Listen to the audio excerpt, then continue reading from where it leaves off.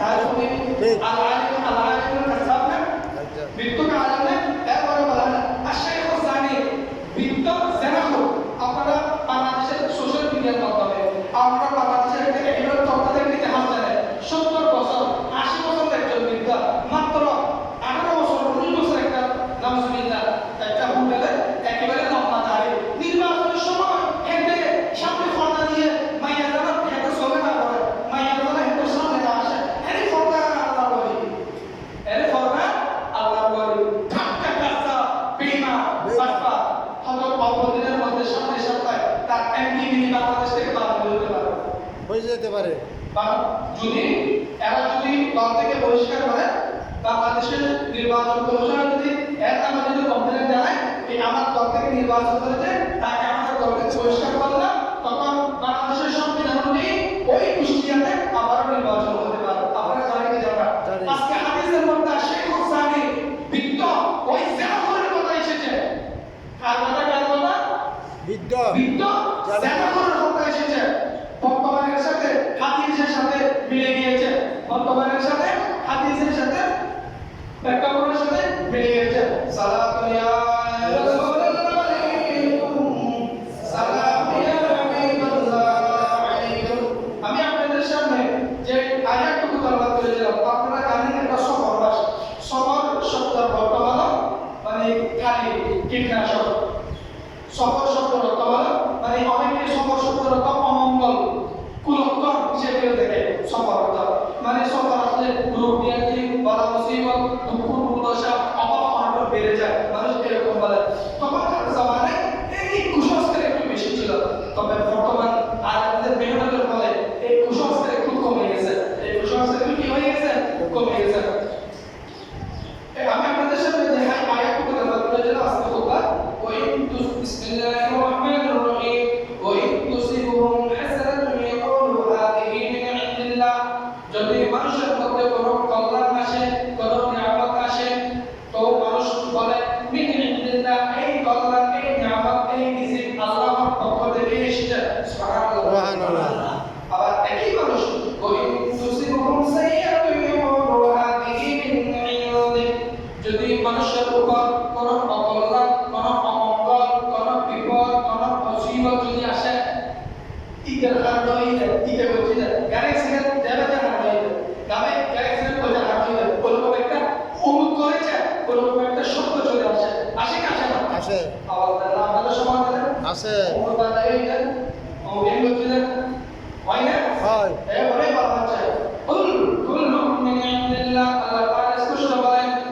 ভালো এবং মন্দ সবটুকুই আল্লাহর পক্ষ থেকে হয় ভালো এবং মন্দ সবটুকুই আল্লাহর পক্ষ থেকে হয় আচ্ছা সফর শব্দের অর্থ বলেছিলাম পেটের কৃমি আর আরেকটা বা আরেকটা বলা যায় সফর অর্থ খালি সফর অর্থ কি খালি তারা মনে করতো সফর মাসে কোনো মঙ্গল নাই সবগুলি মঙ্গলবিহীন এই জন্য সফর মাসে খালিও অনেকে খালি সম্ভব মনে করে কিন্তু এটা পাওয়া যাবে না জাহিলি যুগে ওমরা করার জন্য হজ করার জন্য যখন ঘর থেকে বাহির হতো ইহরাম থেকে এরা ঘরের পিছন দিয়ে বাহির হতো ঘরের কি দিয়ে পিছন দিয়ে সামনে থেকে বাহির হতো না কেন বাহির হবে না সামনে থেকে বাহির হলে অমঙ্গল হবে কি হবে অমঙ্গল হবে এরকম মনে করতো এরকম মনে করে এই প্রসঙ্গে একটি কোরআন আয়াত এসেছে যে যারা এরকম মনে করে অমঙ্গল হবে এই প্রসঙ্গে আল্লাহ তাআলা পবিত্র কালাম ফুরকানের মধ্যে ইরশাদ করেন যে যারা এরকম মনে করে পিছন থেকে বাহির হলে মানে মঙ্গল হবে সামনে থেকে বাহির হলে অমঙ্গল হবে বলে যে না এর মধ্যে কোনো মঙ্গল নাই মঙ্গল রয়েছে তাকওয়ার মধ্যে মঙ্গল রয়েছে কিসের মধ্যে তাকওয়ার মধ্যে সালাতু ইয়া রাসূলুল্লাহ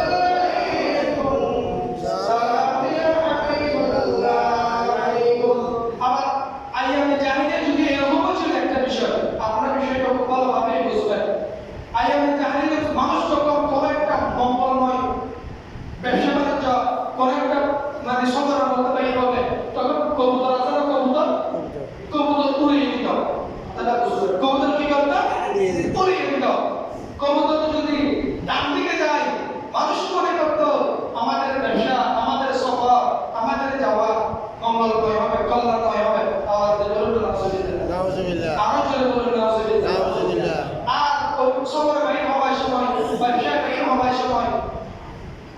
কবুতর যেটা মনে দিতে হতে যদি বাম দিক দিয়ে যাইতো, কোন দিক দিয়ে? বাম দিক দিয়ে যাইতো, মানুষ তখন মনে করতো আমাদের জন্য অমঙ্গল হবে। তাহলে ডান দিক দিয়ে গেলে মঙ্গল, কল্যাণ মনে করতো, বাম দিক দিয়ে গিয়ে অকল্যাণ, অমঙ্গল মনে করতো। খবরদার, এটা মনে করা যাবে না। আপনাদেরকে কিছুক্ষণ আগে বলেছিলাম বিজয় মেলার কথা। কোন মেলা? বিজয় মেলা। ওখানে লটারি, অনেকে লটারি টানে, বলে যে বাইকে কি আছে দেখতেছি, বাক্যে কি আছে দেখতেছি। নাউজুবিল্লাহ বলেন না? নাউজুবিল্লাহ। আরো জোরে বলেন নাউজুবিল্লাহ। যে ব্যক্তি বাক্যকে পরীক্ষা করার জন্য ওইখানে একটা মোটরসাইকেলের আশায়, একটা ফ্রিজের আশায়, একটা গরুর আশায় 10 টাকা 20 টাকা ওরকম ওই লটারি গুলো টানে, তাহলে সে জাহান্নামের লটারি টানলো তার নিজের জন্য। যতগুলো ব্যক্তির নামে টানলো, তার সন্তানের নামে, তার স্ত্রীর নামে, তার পুত্র বউর নামে, তার নিজের নামে। দেখি কার ভাগ্যে কি আছে, দেখি কার ভাগ্যে কি আছে। খবরদার, সেটা হলো আইয়ামে জাহিলিয়াতের কর্ম। কার কাছে না? আইয়ামে জাহিলিয়াতের কর্ম। আল্লাহ কুল্লু মিন ইনদিল্লাহ, ভালো এবং মন্দ সব কিছু আল্লাহর পক্ষ থেকে হয়। সব কিছু কার হুকুমে হয়? আল্লাহর হুকুমে হয়। এখানে বাক্য গণনা করা, বাক্য তালাশ করার কোনো কিছুই নাই। স্পষ্ট কোরআনের আয়াত আল্লাহ তাআলা বলে দিয়েছেন, বান্দা যতক্ষণ পর্যন্ত এক চুমুক পানি তোমার রিজিকে আল্লাহ বরাদ্দ রেখেছেন, ততক্ষণ পর্যন্ত ইব্রাহিম মালাকুল মউত তোমার জান কবজ করতে পারবে না। আওয়াজ দিয়ে বলুন সুবহানাল্লাহ। আপনার বাক্যে, আপনার তকদীরে, আপনার রিজিকে, আপনার জন্ম হওয়ার 100 বছর পূর্বে আল্লাহ তাআলা জান বরাদ্দ করে দিয়েছেন। এই বাক্য থেকে কোন ব্যক্তি কমাইতেও পারবে না, কোন ব্যক্তি বাড়াইতেও পারবে না। এটাই হলো মুসলমানের ঈমান। যদি বলুন ঠিক কিনা? সালাতু ইয়া রাসূলুল্লাহ আলাইকুম, সালামু আলাইকুম। আমি আপনাদের সামনে আরো আয়াত পড়েছিলাম। বিসমিল্লাহির রহমানির রহিম। ওয়া মা আসাবাকুম মিন মুসিবাতিন ইল্লা কাসাবাত আইদিকুম ওয়া ইয়াফু আন কাসীর।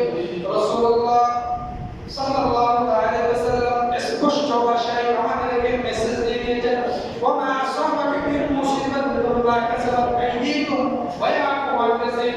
আমাদের উপর যত বালা মুসিবত বিপদ আমাদের উপর পতিত হয়, এগুলো আমাদের হাতে ইনকাম করা, আমাদের হাতে ইনকাম করা, আমাদের হাতে ইনকাম করা। ওয়া ইয়াফু আন কাসীর, আল্লাহ দয়া করে অনেক গুনাহ নিজের ইচ্ছায় আমাদের ক্ষমা করে দেন। তিনি কে? আল্লাহ। তাহলে যেগুলো আমাদের উপর বলা মুসিবত আসে, কি আসে? বিপদ আসে, বলা মুসিবত আসে, ওগুলো সবগুলো আমাদের হাতে। আমাদের মুরব্বীরা এক সময় বলতো, ইলিশ মাছ রান্না করলে কত দূর ইলিশ মাছের শুকরান ছড়িয়ে পড়তো। ওই শুকরানটা, ওই মধুময় কান্ডা এখন পাওয়া যায় না। খাবারের মধু, খাবারের স্বাদ একটু উঠে গেছে না? তখন এই আপনার ইসা মাছ দিয়ে, কপি দিয়ে যখন রান্না করতো, ইসা মাছ আর বাঁধাকপি বলে, বাঁধাকপি কি একটা মানে সুগন্ধ, কি একটা আকর্ষণ কাজ করতো। জীবন দেখি না এগুলো উঠে গেছে। তখন তো ছিল স্বাদ, এখন স্বাদ উঠে গেছে। কারণ আমরা যত আল্লাহর ইবাদত থেকে গাফিল হয়ে গেছি, তত আমাদের রিজিক আমাদের কাছ থেকে দূরে সরে গিয়েছে। এখন আমরা নামাজের মধ্যে মজা পাই না, জিকিরের মধ্যে মজা পাই না, আমরা মজা পাই ফেসবুকের মধ্যে, আমরা মজা পাই ইউটিউবের মধ্যে, আমরা মজা পাই জুমার মধ্যে, আমরা মজা পাই আড্ডার মধ্যে, আমরা মজা পাই দৌড়দৌড়ির মধ্যে, আমরা মজা পাই ঘুমের মধ্যে। কিসের মধ্যে? ঘুমের মধ্যে। আমরা ইবাদতের মধ্যে মজা পাই না। নামাজে দাঁড়াইলে এই নামাজ কখন শেষ হবে, এত লম্বা হচ্ছে কেন, নামাজ শেষ হচ্ছে না কেন, এরকম একটা অস্থির ভাব কাজ করে কি করে না? করে। নামাজ নিয়ত করলাম, নামাজে কয় রাকাত পড়ছি, সিজদা কয়টা দিছি, মনে থাকে না? মনে থাকে না। ও সব কিছু মনে থাকে, কিন্তু নামাজে দাঁড়াইলে কয় রাকাত, কয়টা সিজদা দিছি, এটা মনে থাকে না। মনে না থাকার কারণ হলো